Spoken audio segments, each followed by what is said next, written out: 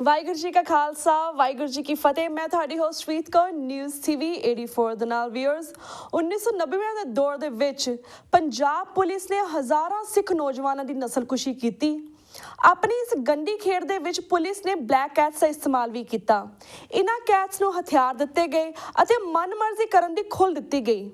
ਇਹਨਾਂ ਨੇ ਸਿੱਖ ਨੌਜਵਾਨਾਂ ਨੂੰ ਬੜੀ ਬੇਦਰਦੀ ਨਾਲ ਮਾਰਿਆ, ਸਿੱਖ ਬੀਬੀਆਂ ਦੀ ਬੇਪੱਤੀ ਕੀਤੀ ਅਤੇ ਟੱਬਰਾਂ ਦੇ ਟੱਬਰ ਮਾਰ ਮੁਕਾਏ।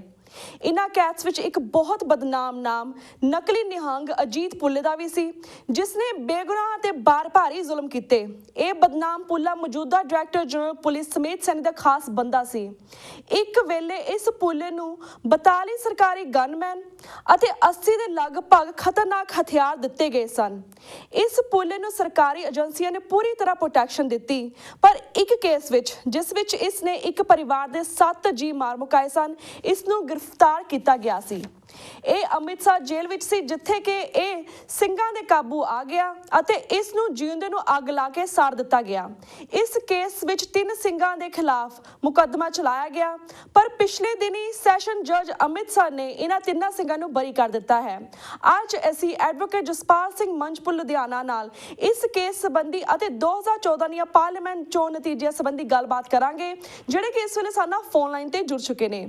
ਜੀ ਵੀਰ ਜੀ, ਵਾਹਿਗੁਰੂ ਜੀ ਕਾ ਖਾਲਸਾ ਵਾਹਿਗੁਰੂ ਜੀ ਕੀ ਫਤਿਹ। ਵਾਹਿਗੁਰੂ ਜੀ ਕਾ ਖਾਲਸਾ ਵਾਹਿਗੁਰੂ ਜੀ ਕੀ ਫਤਿਹ ਜੀ।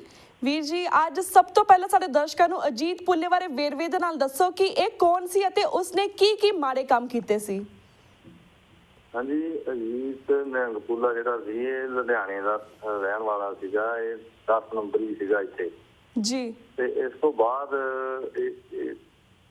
ਇਹਨੂੰ ਸੈਂਸਰ ਹੋਇਆ। ਇਹਦਾ ਮੇਨ ਕਰਕੇ ਜਦੋਂ SSP ਲੁਧਿਆਣਾ ਸੀ, ਮੇਨ ਸੈਣੀ ਜਿਹੜੇ ਪੰਜਾਬ ਦੇ DGP ਆ ਜੀ, ਤੇ ਇਹ ਜਾਨੀ ਕਿ ਨਿਹੰਗ ਬਾਣੇ ਜਾ ਗਿਆ ਤੇ ਇਹਨੇ ਕਈ ਗੁਰੂ ਘਰਾਂ ਦੇ ਉੱਤੇ ਵੀ ਕਬਜ਼ੇ ਕੀਤੇ।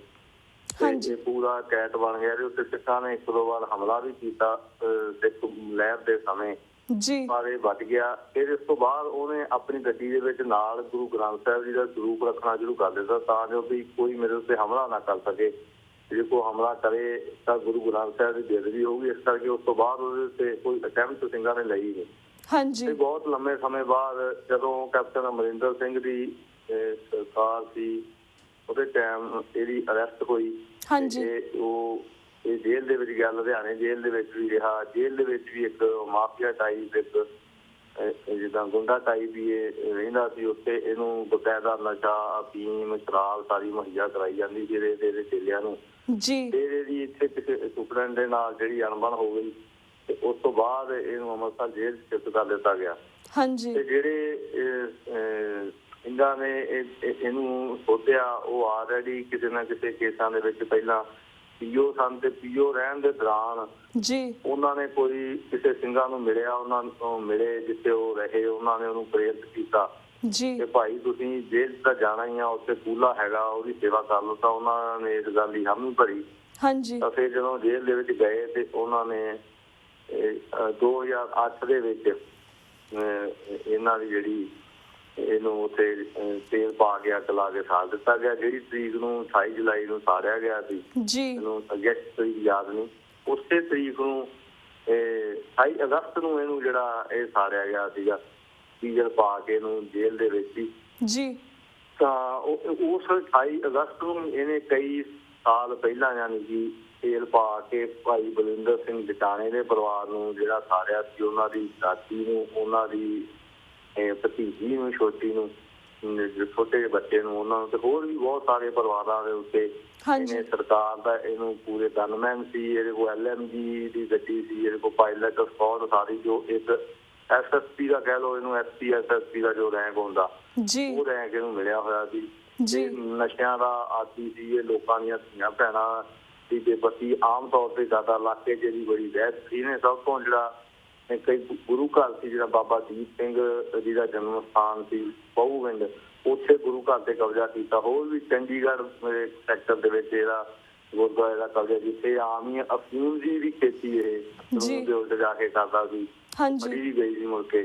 ਤੇ ਝੂਠਾ ਕਰਤਾਰਪੁਰ ਗੁਰੂ ਘਰ ਹੈ, ਉੱਥੇ ਵੀ ਯਾਨੀ ਕਿ ਇਹਨੇ ਕਬਜ਼ਾ ਕੀਤਾ। ਹੋਰ ਵੀ ਕਈ ਥਾਵਾਂ ਜੋ ਵੀ ਕੁਕਰਮ ਇੱਕ ਬਦਮਾਸ਼ ਕਿਸਮ ਦਾ ਬੰਦਾ ਕਰ ਸਕਦਾ, ਉਹ ਇਹਨੇ ਬਾਣੇ ਥੱਲੇ ਕੀਤੇ। ਪਰ ਜਦੋਂ 28 ਅਗਸਤ 2008 ਨੂੰ ਇਹਨੂੰ ਸਾੜਿਆ ਗਿਆ ਤਾਂ ਕੁਦਰਤ ਦਾ ਕੋਈ ਨਿਆਂ ਦੇਖ ਲਓ ਵੀ ਉਹ ਤਰੀਕ ਵੀ ਉਹ ਸੀ ਤੇ ਉਹਦੇ ਸਰੀਰ ਦੇ ਉੱਤੇ ਕੋਈ ਰੋਮ ਵੀ ਨਹੀਂ ਰਿਹਾ। ਜਿਹੜੇ ਬਾਣੇ ਦੀ ਬੇਅਦਬੀ ਉਹਨੇ ਸਾਰੀ ਉਮਰ ਕੀਤੀ ਤੇ ਕੁਦਰਤ ਨੇ ਉਸ ਨਾਲ ਉਸ ਤਰ੍ਹਾਂ ਹੀ ਨਿਆਂ ਕੀਤਾ ਤੇ ਉਹਨੂੰ ਉਹਦੇ ਸਾਰੇ ਜਿਹੜੇ ਸਰੀਰ ਦੇ ਦਾੜੀ ਜਿਹੜੀ ਰੱਖੀ ਹੋਈ ਸੀ ਉਹਨੇ ਸ਼ਰਾਬ ਨਾਲ ਲਬੇੜਦਾ ਸੀ। ਗੁਰੂ ਦੀ ਬੇਅਦਬੀ ਕਰਦਾ ਸੀ, ਚਿੰਨ੍ਹਾਂ ਦੀ, ਨਿਸ਼ਾਨਾਂ ਦੀ, ਦਸਤਾਰ ਦੀ, ਉਹਦੀ ਸਿਰ ਵਾਲ ਵੀ ਸਾਰੇ ਸੜ ਗਏ ਸੀ। ਕਈ ਦਿਨ ਉਹ ਤੜਫਦਾ ਹੋਇਆ ਫਿਰ PIG ਦੇ ਵਿੱਚ PGI ਦੇ ਵਿੱਚ ਉਹ ਦਮ ਤੋੜ ਗਿਆ ਸੀ। ਇਹ ਕੇਸ ਜਿਹੜਾ 2008 ਤੋਂ ਲੈ ਕੇ 19 ਤਰੀਕ ਤੱਕ 19 ਮਈ ਨੂੰ ਇਹਦਾ ਫੈਸਲਾ ਆਇਆ। ਇਹਦੇ ਵਿੱਚ 6 ਸਿੰਘਾਂ ਨੂੰ ਵਿੱਚ ਦੋਸ਼ੀ ਰੱਖਿਆ ਗਿਆ ਸੀਗਾ। ਇਹਦੇ ਵਿੱਚੋਂ ਮੇਨ ਨਵਤੇਜ ਸਿੰਘ ਉਰਫ ਗੁੱਪੂ, ਜਿਹਨੂੰ ਡੌਨ ਵੀ ਕਹਿੰਦੇ ਸਨ, ਬਟਾਲੇ ਦੇ ਰਹਿਣ ਵਾਲੇ, ਉਹਨਾਂ ਦਾ ਨਾਂ ਸੀ। ਤੇ ਹਰਚੰਦ ਸਿੰਘ ਮਾੜੀ ਕੰਬੋਕੀ ਉਹ ਪਿੰਡ ਸੀ ਜਿੱਥੋਂ ਦਾ ਭਾਈ ਸੁੱਖਾ ਸਿੰਘ ਮਹਿਤਾਬ ਸਿੰਘ ਦੇ ਵਿੱਚੋਂ ਭਾਈ ਸੁੱਖਾ ਸਿੰਘ ਦਾ ਪਿੰਡ ਮਾੜੀ ਕੰਬੋਕੀ ਸੀ। ਤੇ ਉਸ ਤੋਂ ਇਲਾਵਾ 4 ਸਿੰਘ ਹੋਰ ਸੀਗੇ, ਡਾਕਟਰ ਹਰਨੇਕ ਸਿੰਘ, ਹਰਪ੍ਰੀਤ ਸਿੰਘ ਤੇ ਇੱਕ ਸੀ ਮੋਹਨ ਸਿੰਘ ਤੇ ਜਗਤਾਰ ਸਿੰਘ। ਮੋਹਨ ਸਿੰਘ ਤੇ ਜਗਤਾਰ ਸਿੰਘ ਨੂੰ already Punjab Haryana high court ਦੇ 7 ਮਾਰਚ 2009 ਦੇ ਆਰਡਰ ਮੁਤਾਬਕ ਡਿਸਚਾਰਜ ਕਰ ਦਿੱਤਾ ਗਿਆ ਸੀ। ਉਸ ਤੋਂ ਬਾਅਦ ਪੰਜਾਬ ਹਰਿਆਣਾ ਹਾਈ ਕੋਰਟ ਦੇ 8 ਅਕਤੂਬਰ 2012 ਦੇ ਆਰਡਰ ਮੁਤਾਬਕ ਡਾਕਟਰ ਹਰਨੇਕ ਸਿੰਘ ਨੂੰ ਵੀ ਡਿਸਚਾਰਜ ਕਰ ਦਿੱਤਾ ਗਿਆ ਸੀ। ਜਿਹੜਾ ਫਾਈਨਲ ਡਿਸੀਜਨ ਆਇਆ ਇਹ ਹਰਚੰਦ ਸਿੰਘ, ਨਵਤੇਜ ਸਿੰਘ ਤੇ ਹਰਪ੍ਰੀਤ ਸਿੰਘ ਦਾ ਆਇਆ, ਜਿਨ੍ਹਾਂ ਨੂੰ 19 ਤਰੀਕ ਨੂੰ ਬੈਨੀਫਿਟ ਆਫ ਡਾਊਟ, ਕਿਉਂਕਿ ਜਿਹੜੇ ਕੋਈ ਨਿਹੰਗ ਨਕਲੀ ਨਿਹੰਗ ਪੂਲੇ ਦੇ ਜਿਹੜਾ ਸੇਵਾਦਾਰ ਸੀ ਉਸ ਸਮੇਂ ਮੌਕੇ ਤੇ, ਉਹਨਾਂ ਗਵਾਹਾਂ ਦੇ ਜਿਹੜੇ ਸਹੀ ਹੋਈ ਗਵਾਹੀ ਤੋਂ ਮੁਕਰਨ ਦੇ ਕਾਰਨ ਜਾਂ ਯਾਨੀ ਕਿ ਉਹਨਾਂ ਨੇ ਇਹ ਗੱਲ ਕਹੀ ਵੀ ਅਸੀਂ ਤਾਂ ਅੱਗ ਲੱਗਦੀ ਦੇਖੀ ਨਿਹੰਗ ਪੂਲੇ ਨੂੰ, ਸਾਨੂੰ ਨਹੀਂ ਪਤਾ ਕਿਹਨੇ ਅੱਗ ਲਾਈ, ਕਿ ਉਹ ਡਰ ਗਏ। ਜਾਂ ਉਹਨਾਂ ਨੇ ਕਿਹਾ ਵੀ ਇਹ ਤਾਂ ਹੁਣ ਇਹਨੂੰ ਜੇਲ੍ਹ ਦੇ ਵਿੱਚ ਹੀ ਅੱਗ ਲਾ ਦਿੱਤੀ ਜੇ ਕੱਲ੍ਹ ਨੂੰ ਸਾਨੂੰ ਨਾ ਕੋਈ ਨੁਕਸਾਨ ਹੋ ਜਾਵੇ। ਤਾਂ ਉਹਨਾਂ ਦੇ ਮਨਾਂ ਨੇ ਪਲਟਾ ਖਾਧਾ ਜਾਂ ਉਹ ਮੁੱਕਰ ਗਏ, ਜੋ ਵੀ ਤੁਸੀਂ ਉਹਦੇ ਲਈ ਵਰਤ ਸਕਦੇ ਹੋ ਸ਼ਬਦ। ਉਹਨਾਂ ਨੇ ਗਵਾਹੀ ਦੇਣ ਤੋਂ ਇਨਕਾਰੀ ਹੋਏ ਤੇ ਉਹਦਾ ਬੈਨੀਫਿਟ ਜਿਹੜਾ ਉਹ ਕਾਨੂੰਨ ਦੇ ਮੁਤਾਬਕ ਭਾਈ ਹਰਚੰਦ ਸਿੰਘ, ਭਾਈ ਨਵਤੇਜ ਸਿੰਘ ਦੇ ਭਾਈ ਹਰਪ੍ਰੀਤ ਸਿੰਘ ਨੂੰ ਮਿਲਿਆ ਤੇ ਉਹਨਾਂ ਨੂੰ 19 ਤਰੀਕ ਨੂੰ ਜਿਹੜਾ ਬਰੀ ਕੀਤਾ ਗਿਆ। ਇਹਦੇ ਵਿੱਚ ਇਹੀ ਆ ਵੀ ਉਹ ਦੁਸ਼ਟ ਨੂੰ ਇੱਕ ਆਪਣੇ ਤਰੀਕੇ ਦੇ ਨਾਲ ਨਵੇਕਲੇ ਤੇ ਮਿਸਾਲੀ ਤਰੀਕੇ ਨਾਲ ਸਜ਼ਾ ਮਿਲੀ ਤੇ ਜਿਹਨਾਂ ਸਿੰਘਾਂ ਨੇ ਸੇਵਾ ਲਈ ਉਹਨਾਂ ਨੂੰ ਕਾਨੂੰਨ ਮੁਤਾਬਕ ਉਹਨਾਂ ਦੀ ਰੱਖਿਆ ਆਪ ਅਕਾਲ ਪੁਰਖ ਵਾਹਿਗੁਰੂ ਨੇ ਕੀਤੀ, ਕਿਉਂਕਿ ਐਡੇ ਦੁਸ਼ਟ ਨੂੰ ਸਜ਼ਾ ਦੇਣ ਤੋਂ ਬਾਅਦ ਅਕਾਲ ਪੁਰਖ ਦਾ ਨਿਆਂ ਇਹਨਾਂ ਵਾਸਤੇ ਹੀ ਵੀ ਇਹਨਾਂ ਨੂੰ ਇਹਨਾਂ ਨੂੰ ਕੋਈ ਸਜ਼ਾ ਨਾ ਦਿੱਤੀ ਜਾਵੇ, ਕਿਉਂਕਿ ਇਹਨਾਂ ਨੇ ਜਿਹੜੇ ਦੁਸ਼ਟ ਨੂੰ ਸੋਚਿਆ ਉਹਨੇ ਆਲਰੇਡੀ ਜਿਹੜੀ ਬਹੁਤ ਜ਼ੁਲਮ ਜਿਹੜੇ ਸੀ, ਇੰਤਹਾ ਜ਼ੁਲਮਾਂ ਦੀ ਸੀ, ਜਿਹੜੀ ਕਿ ਉਦੋਂ ਸੁਮੇਧ ਸੈਣੀ ਦੀ ਸਰਪ੍ਰਸਤੀ ਜਿਹਨੇ ਕੀਤੇ ਸੀਗੇ। ਇਹਦੇ ਲਈ ਜਾਂਚ ਜੇ ਹੁੰਦੀ ਤਾਂ ਇਹ ਸਾਰੇ ਕੁਕਰਮਾਂ ਦੇ ਵਿੱਚ ਜੋ DGP ਪੰਜਾਬ ਹੁਣ ਸੁਮੇਧ ਸੈਣੀ, ਉਹਦਾ ਨਾਂ ਵੀ ਆ ਸਕਦਾ ਸੀ, ਕਿਉਂਕਿ ਉਹਦੀ ਸਰਪ੍ਰਸਤੀ ਦੇ ਵਿੱਚ ਜਿਹੜੇ ਸਾਰੇ ਪਾਪ ਕਰਮ ਦੀ ਬਾਰੀ ਤੇ ਇੰਨੀ ਸਜ਼ਾ ਆਪ ਹੀ ਸਿੰਘਾਂ ਨੇ ਜਿਹੜੀ ਦਿੱਤੀ ਆ, ਉਹ ਜਿਹੜੀ ਸਤਿਕਾਰਯੋਗ ਸਨਮਾਨਯੋਗ ਹੈ। ਬੜਾ ਸ਼ਲਾਘਾਯੋਗ ਫੈਸਲਾ ਜਿਹੜਾ ਅਕਾਲ ਪੁਰਖ ਦੀ ਕਹਿ ਲਓ, ਵਾਹਿਗੁਰੂ ਦੀ ਜਾਂ ਪ੍ਰਮਾਤਮਾ ਦੀ ਕਹਿੰਦੇ ਆ ਵੀ ਸੋਚੀ ਦੇ ਵਿੱਚ ਆਵਾਜ਼ ਨਹੀਂ ਆਉਂਦੀ ਪਰ ਸੱਟ ਮਾਰਦੀ ਆ, ਵੀ ਉਹਨੂੰ ਸਜ਼ਾ ਵੀ ਮਿਲੀ ਤੇ ਸਿੰਘ ਵੀ ਬਰੀ ਹੋ ਗਏ। ਬਹੁਤ ਵਧੀਆ ਗੱਲ ਹੋਈ। ਜੀ ਬਿਲਕੁਲ ਵੀਰ ਜੀ ਹੁਣ ਅਸੀਂ ਬਾਕੀ ਕੁਐਸਚਨ ਵੱਲ ਆਉਂਦੇ ਕਿਉਂਕਿ ਸਾਡਾ ਟਾਈਮ ਬਹੁਤ ਲਿਮਿਟਡ ਹੈ। ਤਾਂ ਹੁਣ ਅਸੀਂ 2014 ਦੀਆਂ ਚੋਣਾਂ ਬਾਰੇ ਵੀ ਤੁਹਾਡੇ ਨਾਲ ਗੱਲਬਾਤ ਕਰਾਂਗੇ। ਜਿਵੇਂ 2014 ਦੀਆਂ ਪਾਰਲੀਮੈਂਟ ਚੋਣਾਂ ਨੇ ਨਰਿੰਦਰ ਮੋਦੀ ਨੂੰ ਪ੍ਰਧਾਨ ਮੰਤਰੀ ਬਣਾ ਦਿੱਤਾ ਹੈ, ਤੁਸੀਂ ਇਹਨਾਂ ਚੋਣ ਨਤੀਜਿਆਂ ਬਾਰੇ ਕੀ ਕਹਿਣਾ ਚਾਹੋਗੇ? ਦੇਖੋ, ਜਿਹੜੇ ਇੰਡੀਆ ਚੋਣ ਦਿੰਦੇ ਸੀ ਇਸੇ ਤਰ੍ਹਾਂ ਦੀ ਕਿਆਸ ਸਾਨੂੰ ਪਹਿਲਾਂ ਅੰਦਾਜ਼ਾ ਸੀ ਕਿ ਨਰਿੰਦਰ ਮੋਦੀ ਪ੍ਰਧਾਨ ਮੰਤਰੀ ਬਣੂਗਾ, ਪਰ ਕਿੰਨੀ ਪਾਵਰ ਦੇ ਨਾਲ, ਕਿੰਨੀ ਮੈਜੋਰਟੀ ਦੇ ਨਾਲ ਬਣਦਾ ਉਹੀ ਕਲੀਅਰ ਨਹੀਂ ਸੀ। ਉਹ ਕਲੀਅਰ ਹੋ ਗਿਆ। ਜੋ ਆਪਣੇ ਪੱਖ ਦੇ ਵਿੱਚ ਪ੍ਰਧਾਨ ਮੰਤਰੀ ਆਪਣੀ ਪਾਰਟੀ ਦੇ ਤੌਰ ਦੇ ਉੱਤੇ, ਇਕੱਲੀ ਪਾਰਟੀ ਦੇ ਤੌਰ ਦੇ ਉੱਤੇ ਪ੍ਰਧਾਨ ਮੰਤਰੀ ਬਣਿਆ। ਤੇ ਇਹ ਜੋ 1947 ਤੋਂ ਲੈ ਕੇ ਹਿੰਦੂਤਵਾ ਦਾ ਇੱਕ ਸੈਕੂਲਰਿਜ਼ਮ ਦਾ ਜਿਹੜਾ ਇੱਕ ਮੁਖੌਟਾ ਪਾਇਆ ਹੋਇਆ ਸੀ, ਉਹ ਹੁਣ ਲੱਗ ਚੁੱਕਾ ਪੂਰੀ ਤਰ੍ਹਾਂ ਨੰਗੇ ਚਿੱਟੇ ਰੂਪ ਦੇ ਵਿੱਚ। ਹਿੰਦੂ ਸਰਕਾਰ ਜਿਹੜੀ ਆ ਉਹ ਹੋਂਦ ਵਿੱਚ ਆਈ ਆ ਹਿੰਦੁਸਤਾਨ ਦੇ ਵਿੱਚ। ਪਰ ਇਹਦੇ ਵਿੱਚ ਪੰਜਾਬ ਦੇ ਸੰਬੰਧ ਦੇ ਵਿੱਚ ਗੱਲ ਕਰੀਏ ਤਾਂ ਸਿੱਖਾਂ ਨੇ ਹਮੇਸ਼ਾ ਇਨਕਲਾਬ ਦੀ ਜਿਹੜੀ ਆ ਉਹ ਗੱਲ ਕੀਤੀ ਆ, ਉਹਦੀ ਸਪੋਰਟ ਕੀਤੀ ਆ। ਪਿਛਲੇ ਸਦੀ ਦੀ ਗੱਲ ਕਰੀਏ, ਭਾਵੇਂ ਐਮਰਜੈਂਸੀ ਦੀ ਗੱਲ ਕਰੀਏ, ਸਿੱਖਾਂ ਨੇ ਉਹਦਾ ਵਿਰੋਧ ਕੀਤਾ ਤੇ ਸਿਰਫ ਜਿਹੜਾ ਇਹਦੇ ਜੱਗ ਦਾ ਘੋੜਾ ਮੋਦੀ ਜਿਹੜਾ ਪੰਜਾਬ ਦੇ ਵਿੱਚ ਰੋਕਿਆ ਗਿਆ।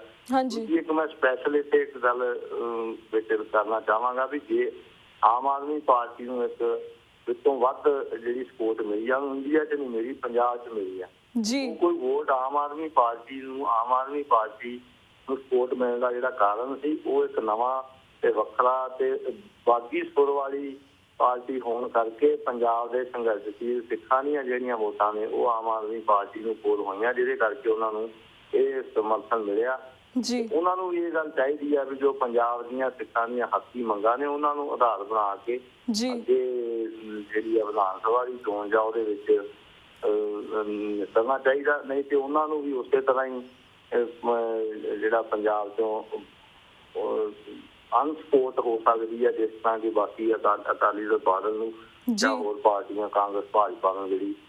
ਇਸ ਕਰਕੇ ਪੰਜਾਬ ਦੇ ਸੰਬੰਧ ਦੇ ਵਿੱਚ ਨਤੀਜੇ ਬਿਲਕੁਲ ਵੱਖਰੇ ਨੇ। ਉਹ ਇਸ ਕਰਕੇ ਕਿ ਪੰਜਾਬ ਦੇ ਸਿੱਖਾਂ ਨੇ ਜਿਹੜੀ ਬਹੁਤ ਸਿਆਣਪ ਦੇ ਨਾਲ ਇਸ ਵਾਰ ਆਪਣੀ ਵੋਟ ਦਾ ਇਸਤੇਮਾਲ ਕੀਤਾ ਜੀ।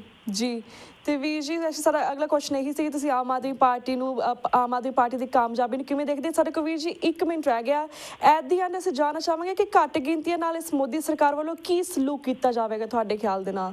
ਇਸ ਬਾਰੇ ਵੀ ਥੋੜੇ ਆਪਣੇ ਵਿਚਾਰ ਸਾਂਝੇ ਕਰੋ। ਦੇਖੋ, ਉਹ ਇੱਕ ਕੇਡਰ ਬੇਸ ਪਾਰਟੀ ਆ, ਉਹ ਇਸ ਤਰ੍ਹਾਂ ਤਾਂ ਨਹੀਂ ਲੱਗਦਾ ਮੈਨੂੰ ਨਿੱਜੀ ਤੌਰ ਤੇ ਵੀ ਉਹ ਅਗਲੇ ਦਿਨ ਤੋਂ ਹੀ ਪ੍ਰਧਾਨ ਮੰਤਰੀ ਬਣਨ ਤੋਂ ਘੱਟ ਗਿਣਤੀਆਂ ਦੇ ਖਿਲਾਫ ਕੋਈ ਸਿੱਧੀ ਕਤਲੇਆਮ ਦੀ ਮੁਹਿੰਮ ਸ਼ੁਰੂ ਕਰ ਦੇਣਗੇ। ਉਹ ਕੇਡਰ ਬੇਸ ਪਾਰਟੀ, ਉਹਦੇ ਵਿੱਚ ਇੱਕ ਥਿੰਕ ਟੈਂਕ ਬੈਠੇ RSS ਵਾਲੇ, ਉਹਨਾਂ ਨੇ ਪਹਿਲਾਂ ਆਪਣੀ ਸਫਾਈ ਇੰਡੀਅਨ ਸਟੇਟ ਦੀਆਂ ਇੰਸਟੀਟਿਊਸ਼ਨਾਂ ਦੇ ਵਿੱਚ ਕਰਨੀ ਆ, ਉਹਨਾਂ ਨੇ ਸਭ ਤੋਂ ਆਪਣੇ ਬੰਦੇ ਫਿੱਟ ਕਰਨੇ ਆ ਤੇ ਕੁਝ ਸਮੇਂ ਬਾਅਦ ਮੈਨੂੰ ਲੱਗਦਾ ਵੀ ਉਹਨਾਂ ਦੇ ਜਿਹੜੇ ਸਿੱਧੇ ਹਮਲੇ ਦੇ ਜਿਹੜੇ ਆ ਉਹ ਸ਼ੁਰੂ ਹੋਣਗੇ। ਪਰ ਉਹਨਾਂ ਨੇ ਫੇਰ ਵੀ ਉਹਨਾਂ ਦੇ ਜਿਹੜੇ ਥੱਲੇ ਸ਼ਰਾਰਤੀ ਅੰਤਰ ਬਜਰੰਗ ਦਲ ਸੇਨਾ ਵਾਲੇ ਹੈਗੇ ਆ, ਉਹਨਾਂ ਨੇ ਕੋਈ ਨਾ ਕੋਈ ਕਿਤੇ ਚੁਆਤੀ ਲਾਉਂਦੇ ਰਹਿਣਾ। ਉਹਦੇ ਸੰਬੰਧ ਚ ਘੱਟ ਗਿਣਤੀਆਂ ਸਚੇਤ ਹੋ ਕੇ ਲਾਮਬੰਦੀ ਕਰਨੀ ਚਾਹੀਦੀ ਹੈ, ਫੇਰ ਜਿਹੜਾ ਉਹ ਬਚਾਅ ਜਿਹੜਾ ਹੋ ਸਕਦਾ ਸਾਰੀਆਂ ਘੱਟ ਗਿਣਤੀਆਂ ਦੇ ਤੇ ਪੰਜਾਬ ਦੀ ਖਾਸ ਤੌਰ ਤੇ ਸਿੱਖਾਂ ਦਾ। ਹਾਂਜੀ ਤੇ ਵੀਰ ਜੀ, ਹੁਣ ਸਾਡਾ ਵਕਤ ਬ੍ਰੇਕ ਵੱਲ ਜਾ ਰਿਹਾ। ਤੁਹਾਡਾ ਬਹੁਤ ਬਹੁਤ ਸ਼ੁਕਰੀਆ ਕਿ ਤੁਸੀਂ ਆਪਣੇ ਵਿਚਾਰ ਸਾਂਝੇ ਕੀਤੇ ਤੇ ਇਸ ਕੇਸ ਦੀ, 3 ਸਿੰਘਾਂ ਦੇ ਕੇਸ ਦੀ ਅਪਡੇਟ ਦਿੱਤੀ। ਤੇ ਹੁਣ ਅਸੀਂ ਤੁਹਾਡੇ ਕੋਲ ਇਜਾਜ਼ਤ ਲੈਂਦੇ ਹਾਂ ਜੀ। ਵਾਹਿਗੁਰੂ ਜੀ ਕਾ ਖਾਲਸਾ, ਵਾਹਿਗੁਰੂ ਜੀ ਕੀ ਫਤਿਹ। Viewers, ਵਕਤ ਹੋ ਗਿਆ ਇੱਕ ਛੋਟੇ ਜਿਹੇ ਬ੍ਰੇਕ ਦਾ। Keep watching News TV 84 ਦੇ ਨਾਲ। We'll be right back after a short break.